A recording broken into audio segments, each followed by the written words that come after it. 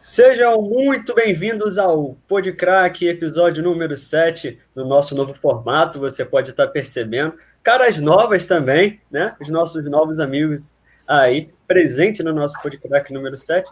Eu sou José Roberto Coutinho, talvez você, o amigo ouvinte, já conhecia a minha voz, agora conhece também o meu rosto e também o rosto dos nossos colegas. Eu vou começar a apresentação um por um. Mudamos sim o nosso modelo, mas continuamos com as nossas tradições.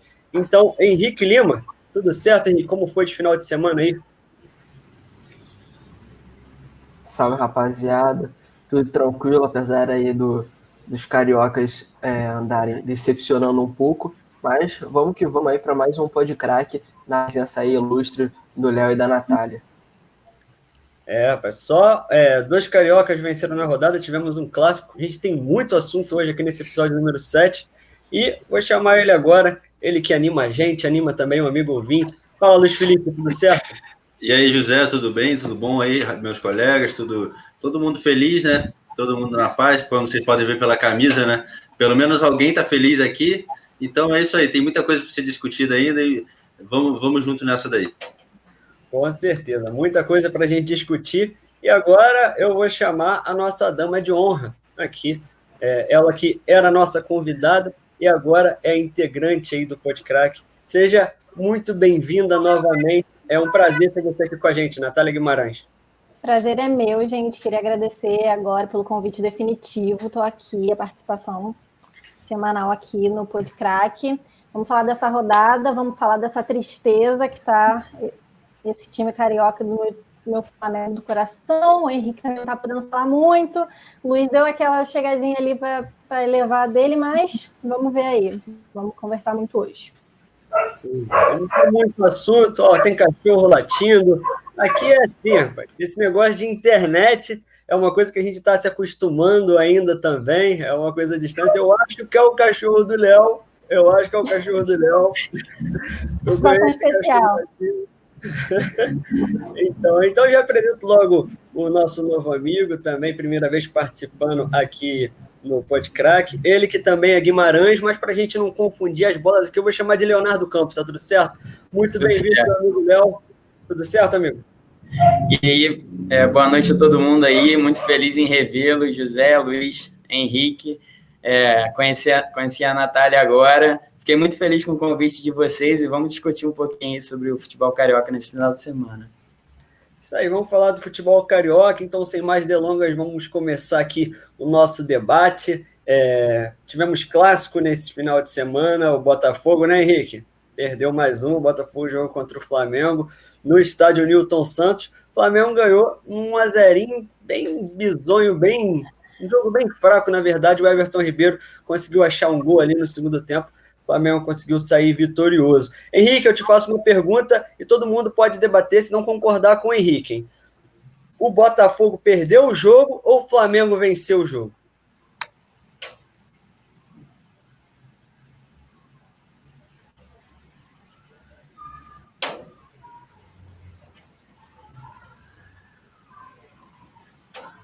Henrique travou? Tá mutado, Henrique. O áudio, Henrique. Coisa linda. Acontece que a gente vai com corte, então vamos na várzea. Mas brincadeiras à parte, o Botafogo não fez uma partida ruim na proposta que ele teve, né, que foi mais de se defender e buscar aí o contra-ataque. Teve alguma oportunidade, talvez aí na velocidade do Juan, na volta do segundo tempo, porque o primeiro tempo do Botafogo até os 10 minutos ia bem, e depois foi um desastre. Não conseguia sair jogando, sofria pressão do Flamengo o tempo todo, e o Flamengo tentou propor o jogo dele, né, com a posse de bola imposta aí pelo Rogério Ceni, né, e foi tocando e girando a bola, tentando encontrar algum espaço. A zaga do Botafogo não falhou até o gol do Flamengo. O Foster e o Marcelo Benevenuto estavam bem. Aí já no segundo tempo, numa infelicidade talvez do Marcelo, que não conseguiu dominar a bola que o Marcinho tocou para ele perto da grande área, acabou sendo dado pelo Gerson, que cruzou ali para a entrada da área para o Everton Ribeiro chapar, e aí ele não perdoa. É a categoria aí do 8 do Mengão, e marcou esse gol. Mas tirando essa falha, que para mim o Marcinho é um jogador que não deveria estar vestindo a camisa do Botafogo, ele já avisou que não quer renovar o contrato, então não faz sentido, para mim, um jogador que não quer renovar o contrato, que não quer seguir no clube, atuando. Essa é a minha visão. Vamos ver aí se vocês concordam, discordam, ou tem para acrescentar aí.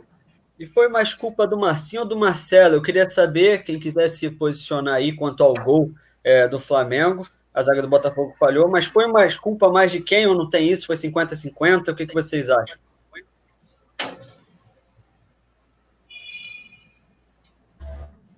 Bom, na minha visão foi mais culpa do Marcinho mesmo, mas é complicado a gente individualizar num jogo de 90 minutos uma derrota, né? Mas o jogo foi parelho, o Flamengo não jogou bem, não vem tendo atuações tão convincentes, só que a qualidade dos seus jogadores predomina, né? Mesmo sem um modelo de jogo ainda bem definido pelo Rogério Ceni, o Flamengo fez um jogo assim, de igual para igual, não foi de igual para igual, o Flamengo dominou as ações, mas o Botafogo teve o jogo controlado o tempo todo, o Flamengo não pressionou, não conseguiu impor seu modelo, mas infelizmente foi na falha do Marcinho, na minha visão, o Marcelo ali não teve muita culpa, que o Flamengo conseguiu abrir o placar com o gol do Everton Ribeiro, que, como o Henrique falou, a qualidade do Gerson e do Everton Ribeiro predominou ali. O Botafogo, por exemplo, não tem jogadores assim desse gabarito que possam resolver um jogo em um toque, em um erro adversário assim, e possam aproveitar a chance com tanta consistência. Mas a verdade é que, pelo menos, uma coisa a torcida do Flamengo já tem a comemorar, né? Que passou um jogo sem tomar gol. Isso já não acontecia há muito tempo. Apesar de ter concedido algumas chances ali para o Botafogo, a torcida, pelo menos, pode sair feliz, porque, é o Botafogo, mas, pô, chegou ali logo nos primeiros minutos, já deu um chute que fez o Diego Alves ter que fazer uma defesa e tudo. Então, querendo ou não, já mostra um avanço no trabalho do Rogério Ceni, né? Pois é. Natália, Ai, foi mal. Pode isso que o Léo falou é verdade, a gente já está percebendo isso desde a rodada passada, né? No último podcast a gente até chegou a comentar sobre isso, que o Flamengo continua um time muito morno, um time que não ataca, um time que não vai para frente, um time que está só esperando o gol. É isso que parece que está acontecendo. A gente tinha expectativa, né, de como a gente está lá em cima na tabela e o Botafogo é o penúltimo da tabela, a gente tinha expectativa de que fosse um jogaço, que o Flamengo fosse reverter o que a gente estava na cabeça da Libertadores, né? E não foi isso que aconteceu, infelizmente. O Alves, ele fez, sim, boas defesas, mas eu acho que faltava chutar para o gol, faltava aquilo, a mesma coisa que a gente comentou no jogo passado. Arma jogadas incríveis e não finaliza, então a jogada não faz gol. A gente não esperava, né, que também em outros campeonatos, 17, né, o Flamengo ganhou do Maranhão por 8-0 pela Copa do Brasil. A gente esperava um jogo minimamente parecido pelas posições do time na tabela, e na verdade não foi nada disso, né? Mas a gente vê, sim, mas mesmo assim, eu acho que ainda não é tão considerável para o time que a gente tem, para o potencial que a gente tem. É verdade. A gente falou muito, o Henrique falou muito bem do Botafogo, o Léo soube, e o Luiz também soube complementar, falando das duas equipes e da armação das duas equipes, a diferença entre as duas equipes, e isso explica muito o resultado. Se o Flamengo não jogou tão bem, prevaleceu a força do seu elenco contra um Botafogo desarrumado, um Botafogo que tenta se encontrar e está tarde para se encontrar, e a Natália também complementou muito bem falando do Flamengo. Agora vamos continuar falando do Flamengo rapidinho, porque os números de Rogério Ceni e Domenech Torrent no início de seus respectivos trabalhos são bem parecidos. O Domenech também venceu o Coritiba, foi a primeira vitória do Domenech pelo Flamengo, foi contra o Coritiba no Campeonato Brasileiro. O Rogério também venceu o Coritiba e agora conseguiu uma vitória contra o Botafogo, vitória que o Domenech não conseguiu, já que o Flamengo empatou no primeiro turno por 1-1 com um gol de pênalti do Gabriel no finalzinho. A diferença é que o Flamengo do Rogério foi eliminado já de 2 competições. Isso tem um peso muito grande, competições em que o Flamengo certamente saiu aí no prejuízo, financeiramente falando, foi eliminado da Libertadores e da Copa do Brasil. E eu queria saber de vocês, qual é a diferença do início do trabalho do Domenech para o início do trabalho do Rogério Ceni? E eu posso começar com você, Léo? Pode sim. Antes de listar a diferença, eu vou listar a semelhança, que eles não tiveram tempo nenhum para trabalhar. E eles tiveram que, nos primeiros jogos, tentar aproveitar o que o técnico anterior havia feito. O Domenech, ele, no primeiro jogo contra o Atlético Mineiro, ficou claro que ele tentou já impor o modelo de jogo dele, que era completamente diferente do Jorge Jesus. Apesar de os dois proporem um jogo positivo, de dominância ao adversário, o Jorge Jesus usava um tipo de ataque, o Domenech já é da escola do Guardiola, o ataque posicional, e ele tentou aproveitar isso, e depois da derrota contra o Atlético, ele tentou aproveitar o que o Jorge Jesus havia fazendo, pois viu que não daria certo, e contra o Atlético Goianiense, logo depois, ele já tentou voltar com o ataque posicional e tomou 3-0. Então, você fica meio sem saber o que fazer, ele ficou meio perdido, ele não conhecia o futebol brasileiro, dava para ver que ele não tinha uma avaliação tão fiel assim da capacidade dos atletas, ele às vezes lançava jogadores fora de posição, porque ele realmente dava para ver que ele não sabia o que cada atleta podia render em cada posição, e o Rogério já tem um conhecimento melhor do futebol brasileiro, óbvio, ele é brasileiro, ele conhece os jogadores, já trabalhou com alguns, e ele no início tentou aproveitar o que havia do Domi, e depois já tentou mudar o seu estilo. O Domi gostava de um jogo mais apoiado, o Rogério prefere um jogo mais direto, o estilo do Rogério parece um pouco mais com o Jorge Jesus do que o do Domi, mas ele ainda está tentando encontrar o time. Essa é a semelhança. Eles não tiveram tempo para trabalhar, e a diferença é o modelo de jogo dos dois, que não deu para o do Domi. Ali, em um momento, no jogo contra o Corinthians, você viu que o Domi conseguiu achar o time, depois se perdeu de novo com os desfalques, e o Rogério Ceni ainda está tentando encontrar uma forma de fazer o Flamengo jogar, uma forma de fazer os jogadores se sentirem confortáveis e extrair ao máximo de cada um. Eu acho que essa comparação aí ela tem que se pesar também, porque o Rogério Ceni, enquanto o Domi estava aprendendo sobre o Brasil e sobre o futebol brasileiro e tentando implementar seu estilo de jogo, o Rogério Ceni agora só tem que implementar o estilo de jogo, porque querendo ou não, enquanto ele treinava no Fortaleza, ele já conhecia seus adversários, sabe como o Botafogo joga, sabe como o Atlético Mineiro joga, então ali ele só precisa conhecer o time do Flamengo e fazer o time jogar contra essas equipes. E agora, querendo ou não, essa comparação ela é válida até aqui, até o Botafogo, que agora daqui para frente o campeonato do Flamengo é outro. O Flamengo agora é eliminado das duas competições, vai ter semanas livres para treinar, como teve essa agora por causa do adiamento do jogo do Grêmio. Então eu acho que isso vai fazer toda a diferença lá no final em comparar o aproveitamento do Domenech com o aproveitamento do Ceni. Olha, concordo 100%, gênero, número e grau com o que o Luiz falou. Tava aqui já pensando em falar isso, ele foi lá e falou. A gente está numa sintonia muito boa, Luiz. Mas brincadeiras à parte, o trabalho aí que o Domenech fez no Flamengo deixou muito a desejar, principalmente com essa nova gestão aí que o Flamengo tem, foi buscar um treinador totalmente diferente do que era o Jorge Jesus. Trabalhos totalmente diferentes. Então já começou o erro por aí. Aí agora vem o Rogério Ceni, que também tem um estilo de jogo diferente, até por estar mais tempo no Brasil e conhecer como jogam as outras equipes e os jogadores que tem à disposição. Eu acho que ele vai ter muito mais sucesso do que teve o Domenech Torrent. A questão do sucesso acho que passa muito pelo tempo que ele vai ter de trabalho, né? A gente espera que ele tenha uma sequência, que ele possa iniciar uma temporada, aí a gente vai poder realmente avaliar o trabalho do Rogério Ceni no Flamengo como bom ou ruim, né? Com, 3 meses de comando até o fim do campeonato vai ser difícil, mesmo que não ganhe ou que ganhe, vai ser difícil a gente ter um prognóstico assim, fiel de quão bom é o trabalho dele ou não. É verdade. Outra semelhança é que a torcida do Flamengo, boa parte dela já está querendo a cabeça do Rogério Ceni também. O futebol brasileiro é uma coisa incrível. Muita gente fala também que o Rogério Ceni, eu não sei se vocês acreditam nessa história, é treinador de um time só, porque tem aquele cara que nasce predestinado para aquele time, né?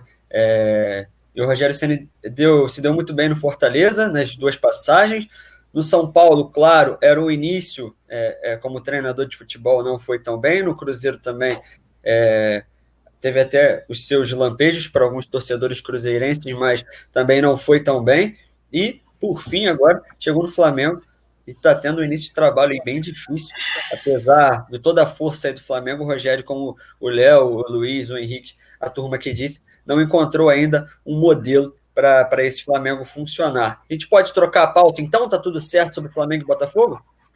Só queria apontar mais uma vez o Gustavo Henrique fazendo merda. Tá difícil, tá muito difícil.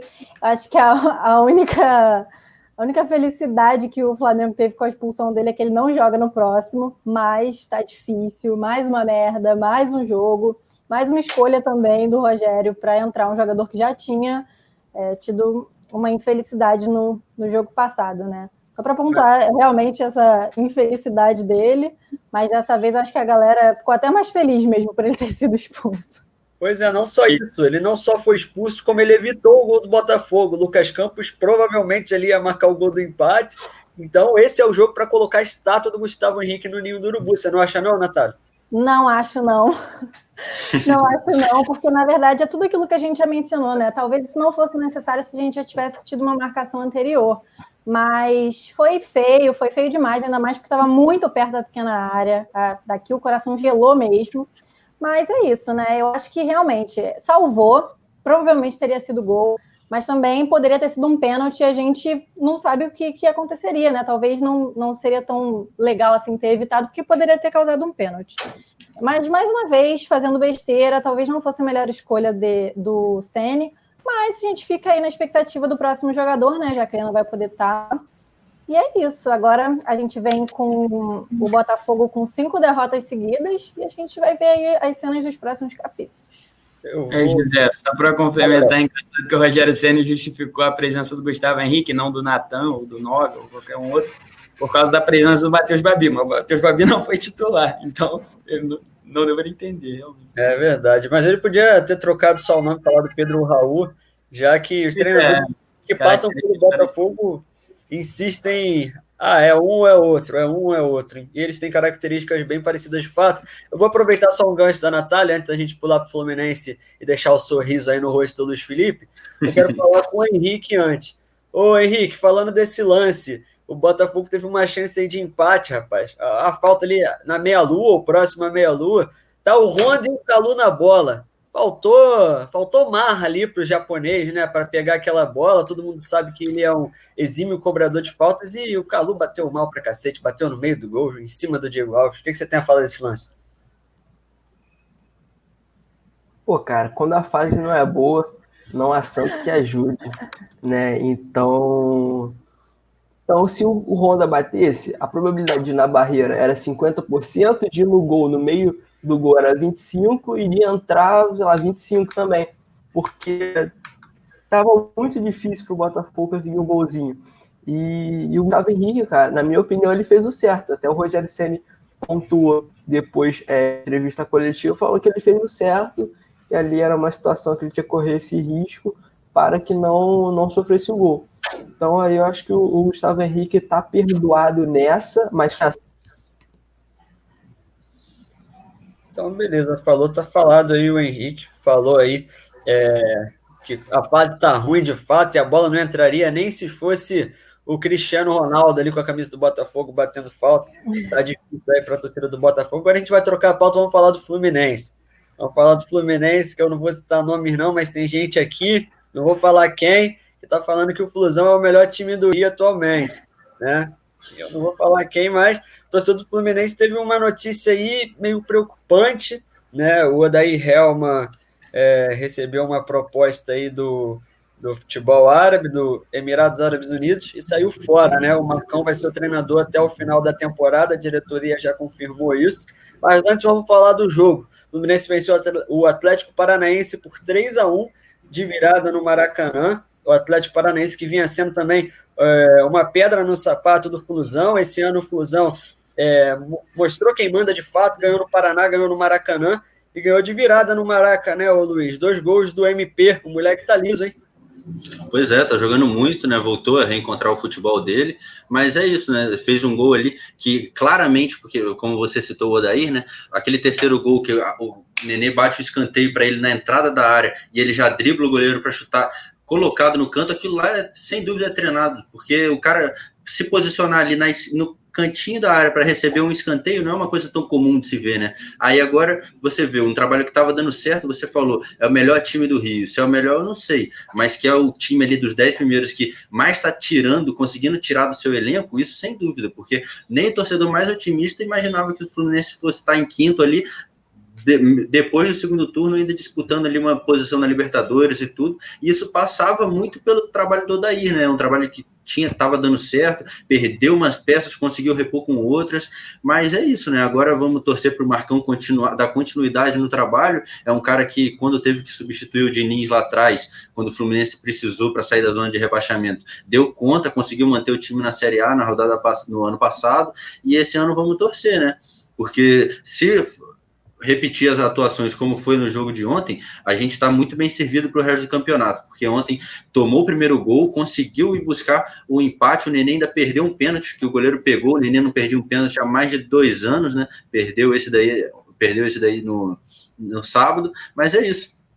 Agora é torcer para no final da temporada agora o rendimento não cair muito com a troca do treinador e vamos esperar. O próximo jogo agora é um clássico e torcer para o Fluminense conseguir se manter ali na zona da Libertadores. Léo e amigos, a gente vinha debatendo aqui nos últimos podcasts que sobre esse Fluminense, né? Esse Fluminense que oscila bastante, que quando parece que vai, não vai, e quando parece que não vai, vai. A gente quer saber, começando pelo Léo, e depois vocês podem falar sobre o jogo também, sobre a saída do Odair, e no que isso pode acarretar aí na sequência do Fluminense no Campeonato Brasileiro. Até onde esse Fluminense vai, Léo?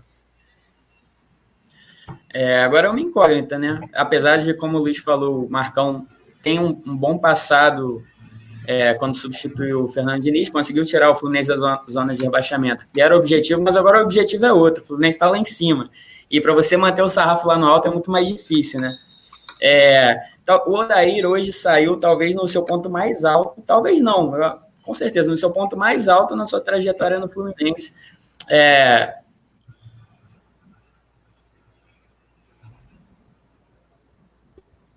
O último jogo, talvez, e eu acho que o Fluminense vai sim sentir falta. Você se manter lá em cima é difícil, o Fluminense tem um elenco curto e limitado, e apesar das críticas da torcida do Fluminense sobre o Odair, ele estava, assim, fazendo um bom trabalho, o Fluminense tinha um modelo de jogo bem definido, apesar, às vezes, da torcida achar que ele é teimoso, realmente tinha escolhas que geravam dúvida, né, como insistência em alguns jogadores, Caio Paulista, enfim.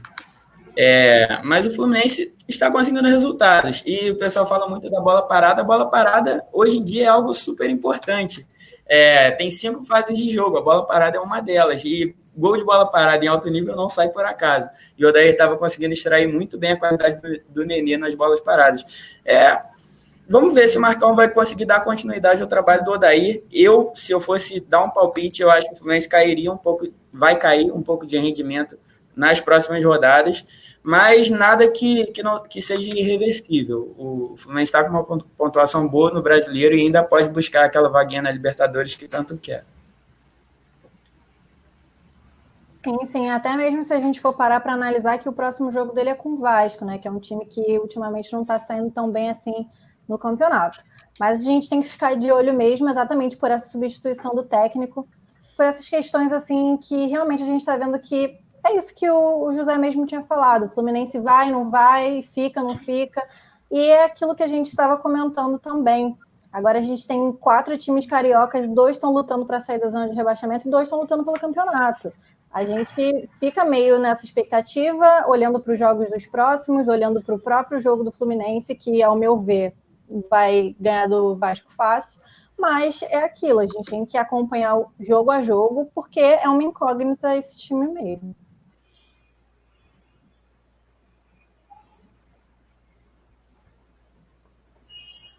Cara, essa mudança aí de técnico no Brasileirão é complicado, né? A gente tem um calendário muito complicado, para mim acho que é o calendário difícil do futebol mundial.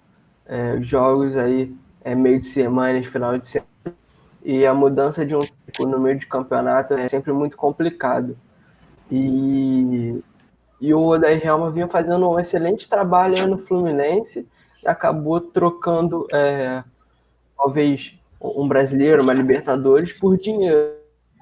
A Arábia Saudita é o pé de meia dos jogadores e dos treinadores. Então, cara, a gente vai ter que ver como o Fluminense vai se portar diante disso. Eu queria muito que o Odair tivesse dando sequência ao seu trabalho, como toda a torcida aí do Fluminense, mas agora já foi feito, e eu torci aí para o Marcão conseguir pelo menos encaminhar o Fluminense para a Libertadores, que seria uma tarefa muito complicada, mas não é impossível. Acho que o Fluminense é muito bem treinado, e se ele conseguir manter o padrão de jogo, tem tudo aí para ir para essa Libertadores.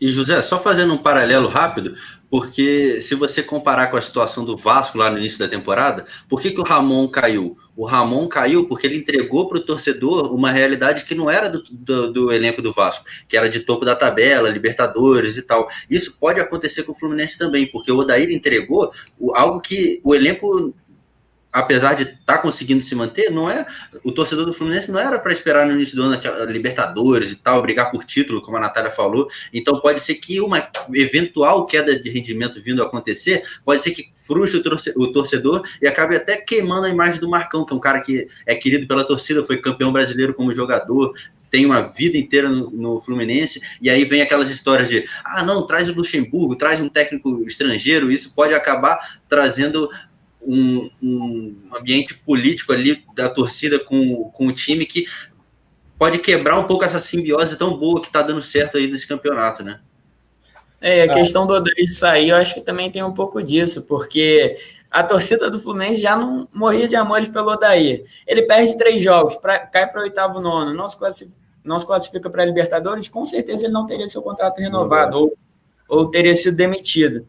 E aí ele aproveitou a chance que ele teve de fazer seu pé de meia mesmo, não que ele ganhasse mal no Fluminense, longe disso, mas a realidade dos técnicos ou jogadores que atuam lá na Arábia é completamente outra, né? Ele consegue fazer um dinheirinho bom aí que não ganharia no Brasil, com certeza. De fato, é difícil atualmente você brigar financeiramente falando. Na verdade, é impossível, pelo menos ao meu ver, com o futebol árabe, ou até mesmo com boa parte do futebol asiático. A gente fala muito de Europa, mas esses caras têm um poder financeiro muito grande, e não só levam os nossos craques, como também levam os nossos treinadores. Olha aí, o Odair vai brilhar no Emirados Árabes Unidos, né, Luiz? Pois é, vamos torcer para o sucesso dele, né? Querendo ou não, ele entregou bastante para a gente, então que siga uma boa caminhada aí lá na Arábia.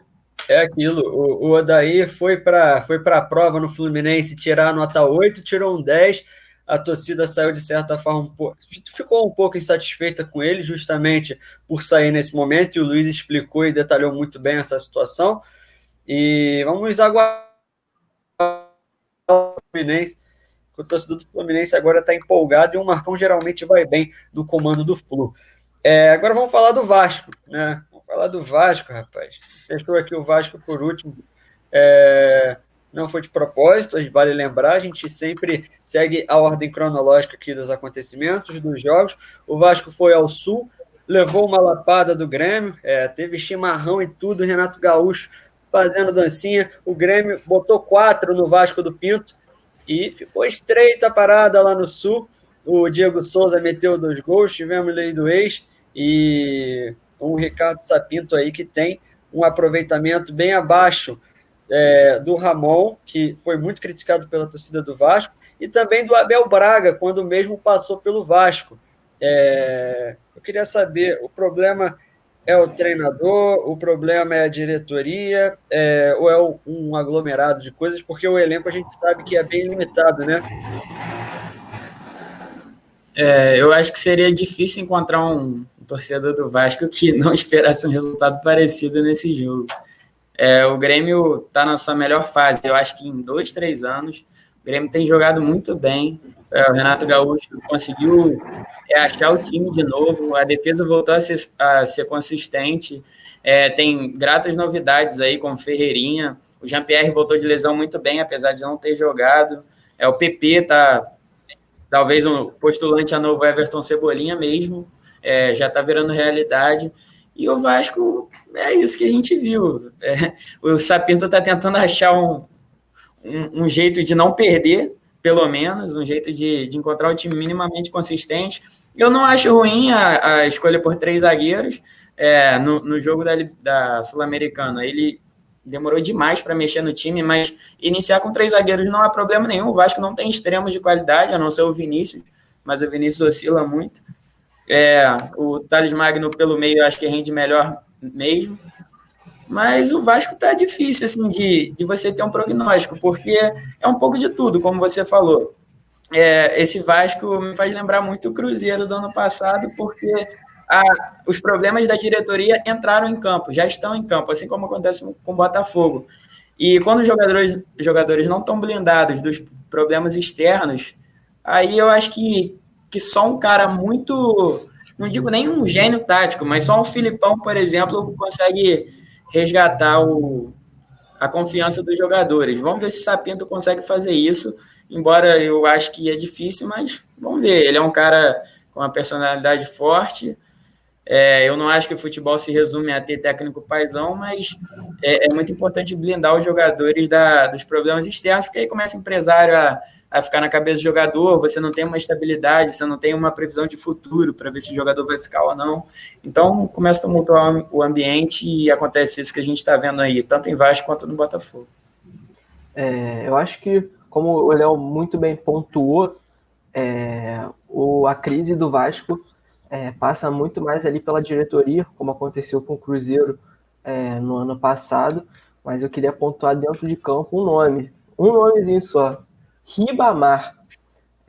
Acho que o torcedor vascaíno já está de saco cheio do Ribamar, e a fase hoje tem gol do Ribamar não se aplica mais atualmente.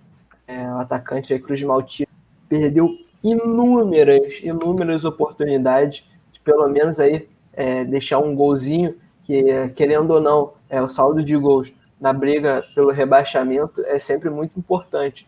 Então quando você toma muitos gols, seu saldo fica cada vez pior e complica. Você se complica, e eu não vejo o Vasco com o Sapinto conseguindo sair dessa zona de rebaixamento. O técnico desdenha muito do time. Eu acho que as declarações que ele dá pós-jogo influenciam muito nos bastidores, principalmente. Então vai ficar complicado aí o Vasco sair dessa zona da degola com um técnico desse gabarito, viu? A proposta dele não vem dando muito certo, né? Como o Léo falou, o problema não é jogar com 3 zagueiros, o problema é não atacar, ir para a arena do Grêmio e tentar ficar ali como o Sport do Jair Ventura, né? Fechadinho, e tentar um ataque, um negócio, mas aí conseguiu durante os primeiros 40 minutos, mas aí quando toma um gol, precisa sair, aí não tem solidez para recompor e tudo, e acaba tomando 3, 4, e se tem uma lei que funciona, é a tal da lei do ex, né? E nisso o Diego Souza não perdoou, fez 2 gols, e a engrenagem do Renato está voltando a funcionar. O Grêmio está jogando muito bem, já completou aí 16 jogos sem derrota no Brasileirão, só perdeu 3 jogos no campeonato, e está se consolidando aí como um possível candidato ao título, né? E o Vasco, lá na arena deles, era tentar pelo menos sair com empate, mas saiu com uma vergonha mesmo, e com o técnico sendo ainda mais contestado, né? Mas até analisando com uma ótica da torcida do Grêmio agora, a gente vê um jogão, né? Um jogo muito bonito para a torcida tricolor, 2 gols anulados, e ainda arrisco a dizer que o Vasco só não toma mais por culpa do próprio Grêmio, porque foi um jogaço, um jogo tecnicamente fácil. O Vasco não mostra um elenco muito bom para voltar e ter mais força para poder sair dessa zona. O Sapinto mesmo, nas entrevistas, ele fala que a gente está lutando, a gente está tentando, só que é muito difícil, todo mundo sabe, ainda mais os próximos jogos do Vasco, mas é aquilo, né? Futebol é por jogo, a gente não vê um elenco muito bom, a gente não vê gol do Ribamar, como o Henrique falou, a gente não vê nada do Vasco, é um time muito fraco, E a gente fica nessa expectativa aí dos próximos jogos, a gente vai analisando, vai vendo a escolha dos próprios jogadores, quem fica no banco e quem não. E é isso, foi um jogaço para o Grêmio, a torcida com certeza ficou extremamente feliz. Isso. E falando do Sapinto, eu acho que ele... o Vasco surfou na onda dos técnicos estrangeiros, mas não surfou muito bem, porque ele é de outra prateleira, se comparado com os outros técnicos que vieram para o Brasil. O Abel Ferreira apresentava um trabalho extremamente promissor no PAOK. O Abel Ferreira era um dos técnicos portugueses mais promissores, e o Palmeiras foi buscá-lo. O Jorge Jesus já tinha uma carreira consolidada, multicampeão pelo Benfica. O próprio Paulo Bento, que veio anos atrás, ele ex-treinador da seleção de Portugal, e o Vasco contratou um cara, acho que minimamente por ser português, porque deu para ver que não houve avaliação nenhuma, assim, técnica, de se ele seria bom para o Vasco ou não. Mas agora ele já está aí, vamos ver se ele faz isso, se ele consegue achar um time, consegue, mesmo um futebol horrível, que ele encontre alguma forma de obter resultados, que é isso que o Vasco precisa para não ir para o seu quarto rebaixamento. Parece que a diretoria do Vasco levou o próprio hino muito ao pé da letra, né?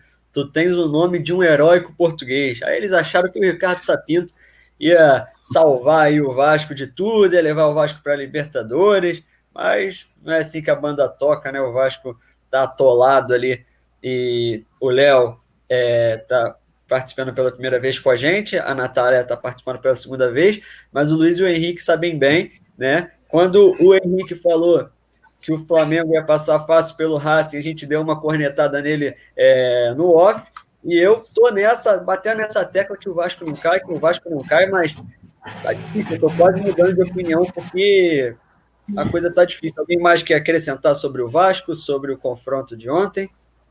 Sobre o Vasco não, José, mas como aqui a gente faz tudo, saiu uma informação aqui do Vitor Lessa, da Rádio Globo CBN, que o zagueiro Digão do Fluminense é outro que pode estar de saída. Tem uma proposta de um time da Tailândia e tem contrato até 2022 e pode estar de saída junto com o técnico aí. Ou seja, mais uma baixa para a torcida tricolor, né? Mais uma baixa em um sistema que foi bem contestado pela torcida do Fluminense ao longo do ano, que é na defesa. O Digão era um dos homens aí de confiança da torcida do Fluminense por boa parte, e outra vez a gente continua aqui falando, né, sobre a força do futebol asiático, do futebol árabe, financeiramente falando.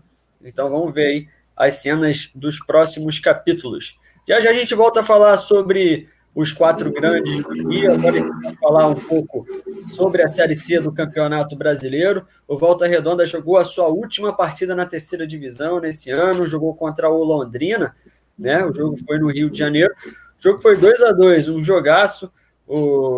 Foi a última rodada da Série C de fato. O Volta Redonda ficou na 6ª posição do Grupo A, com 5 vitórias, 8 empates e 5 derrotas em 18 jogos.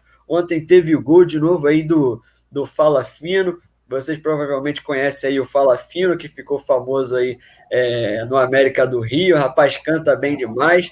E foi isso. O Volta Redonda agora se despede. Mais uma vez na terceira divisão do Campeonato Carioca. Iniciou muito bem, mas não foi dessa vez que o Voltaço conseguiu voltar para a segunda divisão do Campeonato Brasileiro, lugar onde já esteve ainda nesse século. Na Série D, a Cabo Friense é o único time, o único representante vivo do Rio de Janeiro, joga na fase 16 avos, recebeu o São Luís do Rio Grande do Sul. O São Luís saiu na frente logo no início, aos 3 minutos, com o gol do Hugo, e o time de Cabo Frio conseguiu o empate no segundo tempo.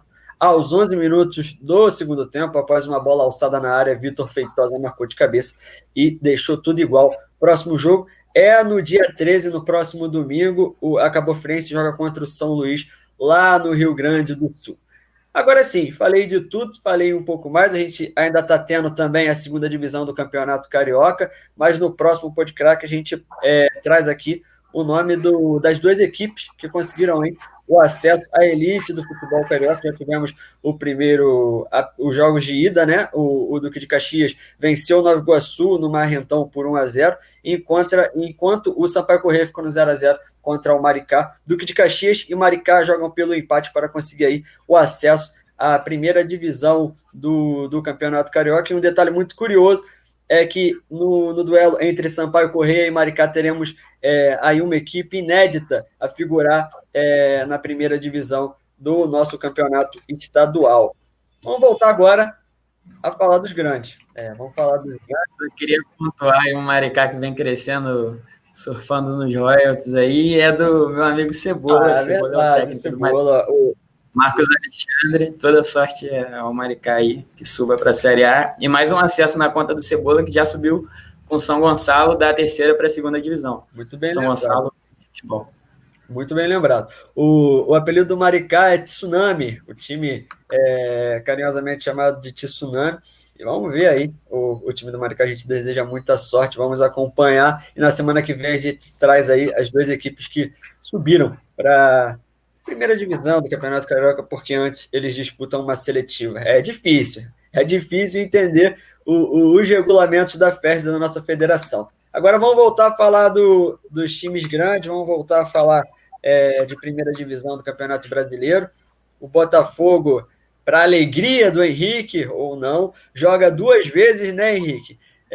O Botafogo joga contra o São Paulo, jogo atrasado, pela 18ª rodada, ainda no primeiro turno, joga contra o São Paulo no Morumbi e joga contra o Inter também fora de casa. Então, 2 jogos difíceis aí. Vamos começar, então, nessa ordem, vamos começar falando do Botafogo. Eu vou querer o palpite de vocês. Vamos fazer um bolão aqui das partidas, começando por São Paulo e Botafogo. Não precisa explicar o porquê, só falem os resultados que eu vou anotando tudo aqui. Começando por você, Henrique, São Paulo e Botafogo. Então, eu vou de 2-1 no clubismo. Acredito aí que o Botafogo consiga fazer um golzinho. Mas tirando a parte do clubismo, eu iria de 2-0. Mas como eu vou ser um pouco clubista, meu pitch final vai ser 2-1. 2-1 para quem? Pro São Paulo.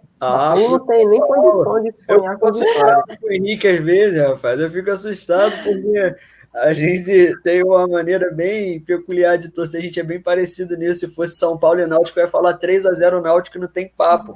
Não tem papo. Luiz Felipe, São Paulo e Botafogo. O líder contra o futuro lanterna, né? Então acho que vai ser 3-0, uma vitória fácil para o São Paulo e vamos ver, né? Vamos aguardar. Beleza. Léo? Vou de 2-0 para o São Paulo. São Paulo está com uma sequência de jogos aí pesada. Eu acho que não vai jogar como vinha jogando, assim como não teve uma atuação tão boa nesse final de semana, mas conseguiu o resultado. Eu acho que o Botafogo vai melhorar, gente. Eu não tenho. Eu acho que o Botafogo está preocupando menos que o Vasco, para ser bem sincero. Mas eu vou de 2-0 São Paulo. Natália? Vou de 2-0 também, porque eu acho que sim, o Botafogo não é um time que está também tão complicado assim, não. É um time que vem aí mostrando também, até mesmo nesse último jogo a gente até viu que não foi um time inexpressivo, não perdeu horrível também, não. Então, para mim, 2-0 também. 2-0 São Paulo. Beleza, eu vou fechar com o Luiz Felipe, eu vou de 3-0 São Paulo. Eu gosto de vocês por causa disso. Eu falei aqui, gente, vamos falar o resultado, não preciso explicar porquê, mas vocês sabem tanto do nosso futebol carioca que vocês falam porquê e falam muito bem. Então tá tudo certo. Primeira fase foi feita aí. Vamos falar do Botafogo de novo. Inter e Botafogo, vai, Henrique. 1-1. O Inter aí tá mal, acredita aí que o Botafogo consiga pelo menos esse empate aí no Sul. Vai ser de quanto o empate? 1-1. 1-1, beleza. Luiz Felipe. Acho que 2-1 Inter. 2-1 Inter, tudo certo. E você, Léo? O Botafogo vai impor mais uma derrota ao Abelão cheio de paixão e vai gerar crise no Inter. Vai ser 1-0 Botafogo. 1-0 Botafogo, Léo mais ousado. Você, Natália? Eu vou colocar 1-1, mas só porque eu tô vendo aí que o Botafogo também não vai ser tão ruim assim, não. O Inter também vem empatando nos últimos 2 jogos, então a gente não sabe muito bem como é que tá isso aí. Será que vai ser mais um empate pro Inter? Vamos ficar de olho. Vamos ver. O Inter também tá andando mal das pernas aí. como o nosso amigo Luiz costuma dizer, e o Abelão não está muito bem lá, mas o Botafogo está fazendo força, está fazendo uma força. E, ó, não tô colando de você não, tá, ô Luiz, mas vai ser 2-1 Inter também. Vou concordar com você, vai ser 2-1 Inter. Beleza. Vamos agora pro Flamengo. Vamos tirar um sorriso aí do rosto da Natália. Flamengo e Santos, o Henrique. Olha, vai ser um jogo bem complicado aí. Acho que os ataques vão prevalecer e vai ser um 2-2. Bom resultado. Vamos, Luiz Felipe. Eu acho que o Flamengo ganha porque vai com tudo para cima do Santos, e o Santos tem o Grêmio na Libertadores, e talvez poupe alguns jogadores e tudo. Então eu acho que vai ser 3-0 Flamengo. Olha, rapaz. Vamos lá, vai, Léo. O Santos do Cuca tá bem consistente, né? Apesar do pessoal achar que o Cuca tá tirando leite de pedra, eu não acho. O time do Santos é bom, tem bons nomes, tem talvez a melhor geração da base aí que eu tenha visto. Se confirmarem como que se espera deles, o Ângelo, o Renier, Ivonei, Marcos Leonardo, enfim. Talvez muitos desses da base joguem contra o Flamengo, porque o Santos deve poupar jogadores, mas eu acho que vai ser 3-1 Flamengo. Beleza, e você, Natália? A galera tá muito otimista, eu tô no básico, acho que vai ser 1-0 Flamengo. Não tô dando muita chance assim pro Santos, não, até porque o Flamengo tá com uma zaga ok, tá com um goleiro que tá fazendo uma boa atuação ultimamente, então eu boto 1-0 só porque a gente tá vendo essa questão do Flamengo mesmo que não ataca, não vai pra frente, mas 1-0 Flamengo. Também um pouquinho de clubismo nessa, mas é isso. Boa. Eu vou na seguinte teoria. O Santos fez um jogaço contra o Palmeiras, para mim, um dos times mais organizados atualmente do futebol brasileiro. Na minha opinião, na minha humilde opinião, está ao lado do Grêmio e só perde para o São Paulo. Lógico, é um clássico, tudo bem. Mas eu acredito que vai ficar 1-1 Flamengo e Santos. Seria 2-1 se o Gustavo Henrique jogasse, mas como ele não vai jogar, vai ser 1-1. É brincadeira. Se o Gustavo Henrique estiver assistindo isso, peço desculpa, é brincadeira.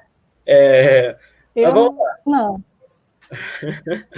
Vamos lá. Vamos falar de Vasco e Fluminense agora. Vai, Henrique. Olha, vai ser um jogo aí para decidir muita coisa. Então, eu acho aí que vai ser 2-1 Fluminense. Beleza. Você, Luiz Felipe, sem clubismo. Fluminense se mantendo na sua tradição de levantar defunto, eu acho que vai ser 2-1 Vascão para não zicar. O Luiz, ele é malandro, velho. Ele tá fazendo aquela zica inversa. Desligou, né? Ele é malandro. Antes vale mais perder o ponto aqui no podcast do que o time dele lá dela. Pô, cara, eu ia de 2-1 também pro Vasco, mas como o Luiz Felipe falou, eu vou de 1-1. Mas eu iria no 2-1 Vasco, mas não vou repetir, não. Vai ser 1-1. Você, Natália? Isso, gente. Só eu que tô com a expectativa alta. Eu botei 3-0 para o Fluminense, porque o Vasco já vem tomando de 2 rodadas, então o Fluminense também, nessa rodada, teve uma atuação muito boa, então para mim vai ser 3-0 Flusão. O Vasco, nas últimas rodadas aí do Campeonato Brasileiro, sofreu 8 gols em 2 jogos, né? Tá difícil. Olha, eu vou com a Natália também, eu não vou com o mesmo placar. O Henrique também colocou vitória do Flu, mas eu vou de vitória do Flu. 2-0 Fluminense. Vou colocar 2-0 no Fluminense, porque provavelmente o Sapinto vai voltar aí com o Ribamar e não vai ter gol do Ribamar não, então o Vasco não vai fazer gol. 2-0 Fluminense. Fechou aqui o nosso bolão para a próxima rodada. Agora, para finalizar bem rapidinho, vamos montar a nossa seleção da rodada, dessa última rodada desse final de semana. Vamos começar então pelo goleiro, a gente vai no esquema 4-3-3. Vamos começar pelos goleiros. O Diego Cavalieri agarrou pelo lado do Botafogo, o Diego Alves agarrou pelo Flamengo, pelo Vasco foi o Fernando Miguel, e pelo time do Fluminense, o Marcos Paulo foi o goleiro. Eu queria saber de vocês, começando pelo Henrique, quem foi o goleiro da rodada. Então, acho que para mim o goleiro da rodada foi o que levou o gol. Então, acho que aí o Diego Alves sai com esse prêmio. Diego Alves? Para mim, Diego Alves também. Isso. Diego Alves também. Diego Alves. E você, Natália? É inegável. Diego Alves, não porque foi uma ótima atuação dele, não. Todas as bolas foram bem previsíveis até. Não foram chutes muito perigosos, mas aquilo, né? Perfeito. É aquilo, né? Os outros não foram nem um pouco bem, por isso Diego Alves aí unanimidade. Eu também vou votar no Diego Alves, recebe 5 votos. É o nosso goleiro aí da rodada. Eu vou anotando aqui para no final a gente passar os nossos jogadores completinhos. Agora a gente vai falar dos laterais. Vamos começar pela lateral direita. O Flamengo foi com o Isla. O Botafogo foi com o Marcinho. O Fluminense foi com o Calegari, que é um lateral que eu gosto bastante. E o Vasco foi aí com o Léo Matos pela lateral direita. Na verdade, o Vasco jogou em outro sistema, mas na teoria ele seria ali o lateral direito. Começando por você, Henrique. Eu vou de Calegari do Flusão. Luiz. Calegari também. Eu vou de Calegari também, apesar do Isla não ter feito uma má partida, mas eu vou de Calegari, foi muito consistente ontem. Exato. Eu iria até votar no Isla, mas também concordo. Pode votar no Isla. Não foi uma das melhores partidas dele, não, mas para mim foi mais consistente. De fato, o Calegari foi... O Vasco, de uma maneira geral, foi um time apático, não dá para salvar ninguém. O Marcinho fez aquela lambança, o Isla teve uma atuação bastante discreta, e o Calegari sempre muito bem, um bom roubador de bolas, não tem a lateral direita como origem, e novamente foi muito bem, um jogador que faz muito bem aquela função, e quando não tem um dia tão bom, consegue fazer o feijão com arroz. Vamos falar da lateral esquerda, vamos pular para a lateral esquerda. O Flamengo jogou com o Felipe Luiz, o Botafogo jogou com o Vitor Luiz, o Vasco jogou com o Neto Borges, enquanto o time do Fluminense atuou com o Mito Egídio. Então, eu queria saber aí, começando por você, o Henrique. Então, eu poderia muito bem votar aí no Gidão pelo meme, mas que também fez uma boa partida, mas eu vou de Felipe Luiz. Você, Luiz? Vou de Felipe Luiz também, porque não dá para votar em Egídio, não. Aí, Léo. Eu vou de Felipe Luiz. Talvez o melhor jogador do Flamengo na era Rogério Ceni até agora. Ele vem jogando muito bem. Apesar de também não ter sido a melhor partida dele, mas vou votar nele. Felipe Luiz também. Eu vou de Egídio. Eu sei que o Egídio já perdeu, mas eu vou do Egídio. O Egídio deu uma assistência para o Marcos Paulo. E apesar do Felipe Luiz ter sido bem seguro, como vocês bem disseram, não foi a melhor partida deles, mas como a gente vive aqui um sistema bem democrático, bem mais democrático que o nosso país, Felipe Luiz conseguiu aí vencer com 4 votos. Vamos agora à nossa dupla de zaga. Eu vou bem devagarzinho aqui para a gente poder acompanhar, para ninguém se perder. Então vamos lá, vamos começar aí pelos zagueiros que atuam pelo lado direito. O Flamengo foi com o Rodrigo Caio, o Botafogo com o Marcelo Benevenuto, o Fluminense atuou com o jogador que foi o Lucas Claro, né? Enquanto o time do Vasco, o Vascão, que tomou de 4 lá no Sul, atuou aí com o zagueiro que foi o Miranda. Na verdade, o Vasco jogou com uma linha de 3 zagueiros, né? O Miranda, o Marcelo Alves e o Leandro Castan, mas como o Marcelo Alves jogou centralizado, a gente vai deixar ele de lado por conta do nosso sistema. Então, são essas as opções, começando por você, Henrique. Então, eu vou aí de Foster e Rodrigo Caio. Vai, Luiz. Eu vou de Lucas Claro e Rodrigo Caio. Beleza. Acompanha o Luiz, Lucas Claro e Rodrigo Caio.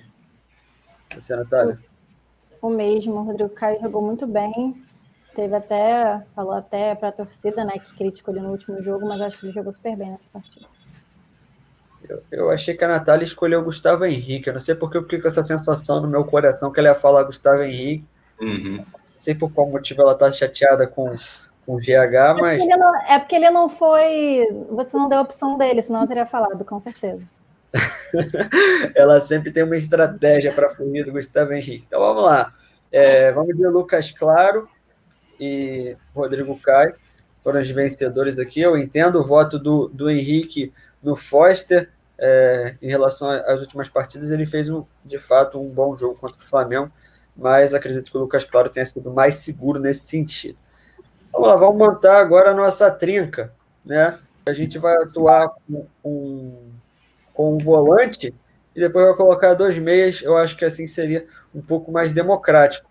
Vamos lá, o Flusão, no Fluminense eu coloco aí o Hudson para vocês terem como escolha. Já no time do Botafogo, a gente fica com o Caio Alexandre.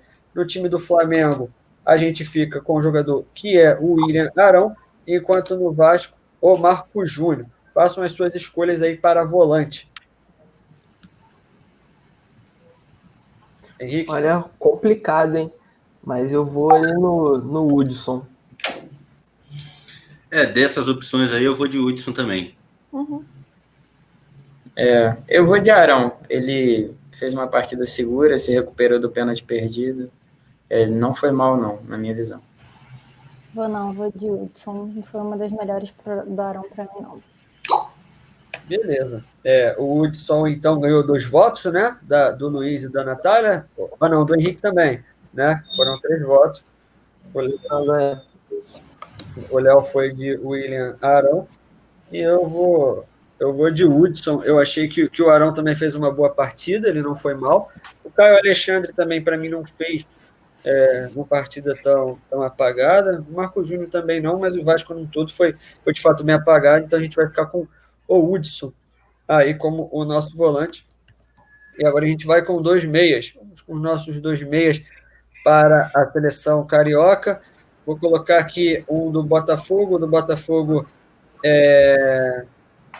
pode ser o Honda, né? Que é um jogador que joga, na teoria, como volante, muitas vezes na prática também, mas tem jogado mais adiantado do que no início pelo Botafogo. No Flamengo, a gente vai de De Arrascaeta. Não, melhor não, é sem injusto, né? Tem o De Arrascaeta e o Everton Ribeiro, enquanto pelo Botafogo a gente tem o Honda e o Bruno Nazário. Vamos colocar o Bruno Nazário na meiuca. Pelo lado do Vasco da Gama, a gente tem o Benítez e o Thales Magno, que jogou um pouco mais recuado, e pelo Fluminense a gente tem aí o vovô, o Nenê, né? E o jogador que poderia chegar ali um pouco mais próximo dele, que foi o Michel Araújo. Façam suas escolhas, podem escolher aí 2 meias entre esses que eu falei. O Luiz Felipe deu uma ideia aqui do Gerson, então vocês também podem escolher o Gerson, podem ficar à vontade, começando com você, Henrique. Então, eu vou escolher o Nenê, fez uma boa partida mesmo, com o pênalti perdido, e eu vou de De Arrascaeta. Nessa rodada eu escolheria Nenê e Everton Ribeiro, por causa dos gols, né? O Nenê fez gol, apesar de ter perdido pênalti, mas eu achei interessante ressaltar o Gerson, porque ele rouba a bola do Marcinho e dá o passe para o Everton Ribeiro, então é um volante que tem presença na área e tudo, então é interessante destacar também a presença dele aí. Se eu pudesse montar, eu iria de Nenê, Everton Ribeiro e Gerson, mas tem que escolher 2, eu adiantaria o Everton Ribeiro, mas eu vou de Nenê e Gerson. Eu vou de Nenê e Arrascaeta, acho que foi uma partida muito boa para ele, mesmo o Everton Ribeiro tendo feito gol, o Gerson roubado a bola. O Gerson é um jogador que nas 2 últimas partidas ele vem jogando bastante, jogador que tem como característica a corrida, que é essencial nele, então, mas mesmo assim para mim fica o Arrascaeta e o Nenê. Arrascaeta também jogou muito. Então vamos lá, o Nenê foi unanimidade, o Nenê já está no nosso time, eu me perdi. Da rodada. De fato, eu me perdi um pouco aqui nas contas. O Gerson foi votado 2 vezes, ou eu estou enganado? Eu votei uma. Não, eu votei Nenê e Everton. Foi o Arrascaeta. Nenê e Everton, Luiz? Uhum. Acho que deu Nenê e Arrascaeta, porque Nenê o Henrique... e Arrascaeta. Eu iria decidir, mas aí eu iria empatar. Eu ficaria com Everton Ribeiro. Mas então vamos de Arrascaeta, só para não complicar aqui, para a gente não mudar o nosso sistema. Então vamos então de Nenê e Arrascaeta. Quase ninguém escolheu aí o autor do gol, que foi do jogo do Flamengo, que foi o Everton Ribeiro. Para terminar, os nossos atacantes, a gente vai colocar aí o Pedro Raul pelo Botafogo. Mais gente que o Botafogo tá, a gente pode colocar o Babi também, que entrou no segundo tempo.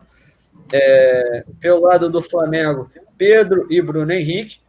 Pelo lado tricolor, pelo lado do Fluminense, o Marcos Paulo. E pelo Vasco da Gama, o Torres, o colombiano Torres. Escolham aí 3 atacantes entre esses que eu falei para montar aí a nossa seleção, finalizar a nossa seleção. Não, ainda falta o treinador, mas para finalizar o time no papel. Então, eu vou de Marcos Paulo como unanimidade, para mim jogou muito. Vou ali de Pedro e Bruno Henrique, porque no Vasco foi muito feio o que aconteceu lá, e pela parte do Botafogo a bola não chegou, então eles não tiveram oportunidade. Mas só por isso, que o ataque do Flamengo também não foi bem. Para mim também é a mesma coisa. Marcos Paulo, Pedro e Gustavo Henrique. E Bruno Henrique. Gustavo Henrique não. Tá com o Gustavo Henrique na cabeça. Vai, Léo. Eu adiantaria o Everton Ribeiro Arrascaeta, botaria o Gerson, mas aí ia complicar tudo.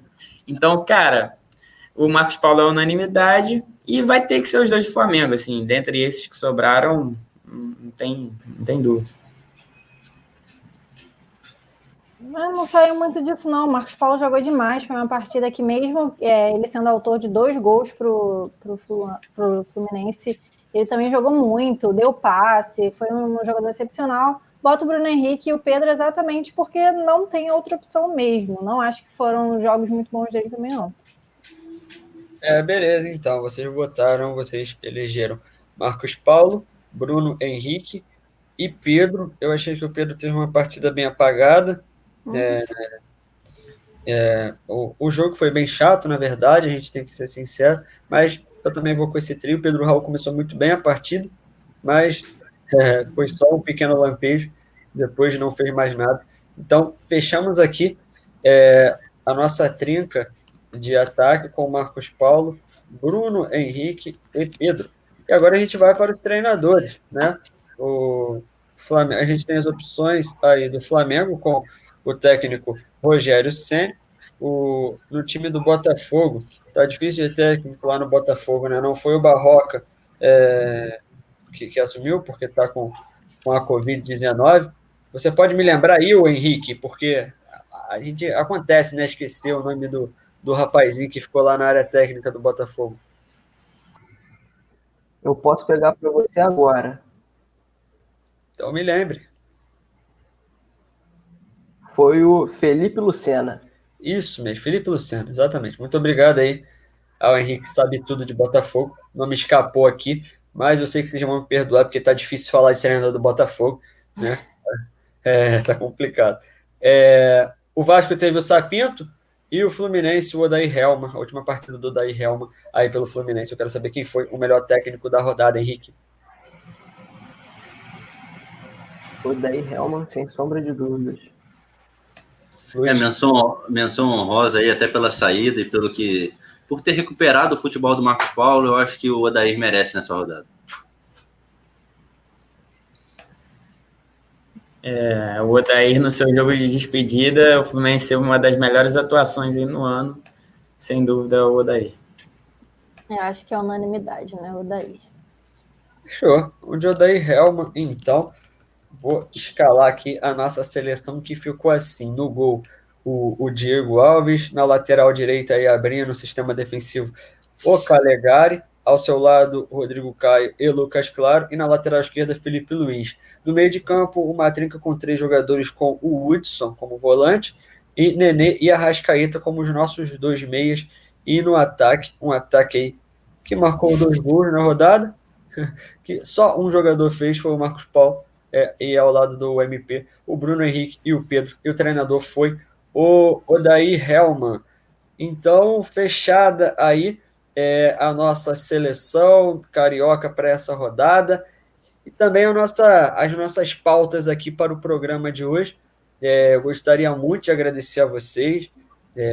Esse novo modelo Eu espero que dê muito certo, que a gente também mate um pouco da saudade. Muitos aqui, na verdade, a maioria eu nem conheço pessoalmente, então é uma forma também de a gente se conhecer melhor.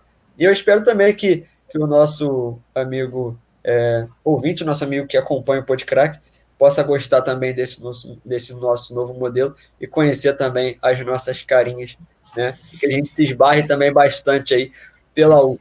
Henrique, um abraço, meu amigo, suas considerações finais.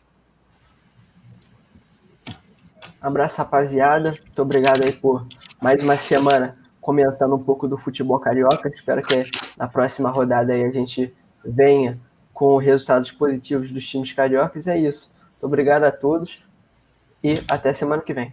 O Luiz Felipe Granado, nosso Cartola. Valeu, meu parceiro. Valeu, galera. Tamo junto. Muito bom contar com essas novas participações aí. E se você, como sempre, se gostou, compartilhe aí com seu amigo, com um cara que você conhece que gosta de futebol também. E é isso aí, José. Até semana que vem. Valeu. Valeu também, Léo, Leonardo Campos aí pela primeira participação, a primeira de muitas. Como sempre, é uma enciclopédia do futebol. Esse menino sabe muito de futebol e vocês vão ter o prazer de acompanhar nessa nossa nova jornada aí, o quanto ele sabe. Valeu, Léo. Muito obrigado, cara. Pô, valeu, José. Valeu a todo mundo. Fiquei muito feliz com o convite. E eu já acompanhava o Podcrack e foi um prazer participar. E é isso. Beleza. A participação do Léo aí, a primeira de muitas, como eu já disse. Muito obrigado também à nossa dama de honra aí, a nossa flamenguista roxa, Natália Guimarães. Sempre um prazer. Suas considerações finais, Natália.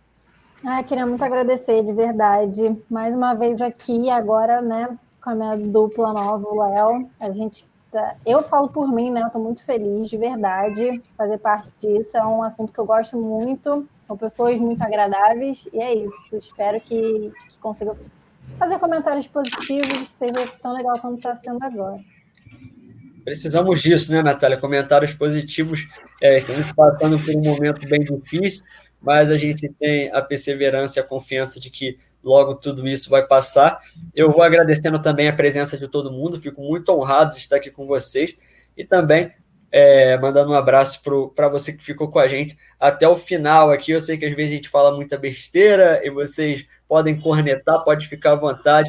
Eu gosto muito desse sistema democrático que o Podcrack cria, onde você pode comentar aí, pode xingar todo mundo e que a gente vai ficar feliz da vida pela audiência de vocês. Vou mandando um abraço, como o Luiz Felipe disse, compartilha com todo mundo, compartilha com seu amigo, com o cachorro, com o periquito, com o papagaio, com o namorado. Se tiver mais de uma namorada, pode compartilhar também, eu não aconselho que tenha, mas pode compartilhar também. E é isso, galera, o Podcrack número 7 vai ficando por aqui. Eu sou José Roberto Coutinho, esses são os meus amigos. Um abraço e até a próxima. Valeu! Valeu, galera. Um abraço.